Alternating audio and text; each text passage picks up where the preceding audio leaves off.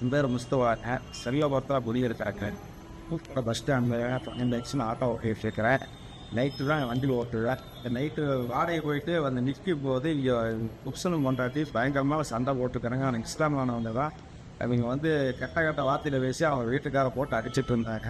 அப்போ நான் போய் சத்தம் போட்டேன், இங்கே தான் வந்து இப்படி பண்ணக்கூடாது, ஏன் என்ன பண்ணுறீங்க அப்படின்னு கேட்டேன். இல்லைங்க அப்படின்னு சொல்லிட்டு அந்த அம்மா இப்போ அடித்த மட்டும் போயிருச்சு. அப்புறம் இவராக வந்து எங்களை வந்து எல்லாம் சொல்லிகிட்டு இருந்தாங்க.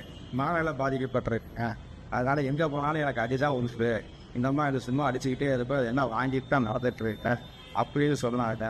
சரி போய் குடி எங்கேயாவது தேடி பாரு, எங்கேயா சுற்றிட்டு இருக்கும் போகிறேன் போயிட்டாங்க. திருப்பி காலையில் அதே மாதிரிக்கு வந்து எங்கேருந்து வந்தாங்கன்னு தெரியல, சண்டை போட்டுக்கிட்டே இருக்கிறாங்க.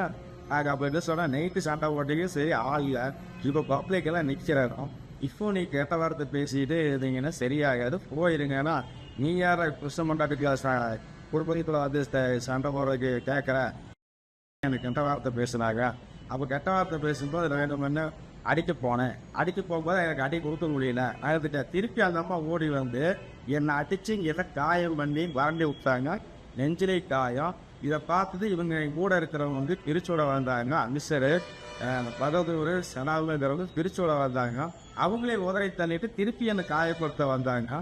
வந்தப்போ தான் நான் என்ன பண்ணேன், என்னுடைய பாதுகாப்புக்கு வேண்டி நான் ஒரு அடி கொடுத்தேங்க. அடித்தது தப்பு தான், மனநிலை பாதிக்கப்பட்டிருக்காங்கிறது எனக்கு முழுசாங்கிறது அப்போ தான் தெரியும். இவங்க வந்த ஆக்ரோஷத்தை தான் தெரிஞ்சுது, அதனால நான் அடித்தேங்க. இதுதாங்க நடந்தது.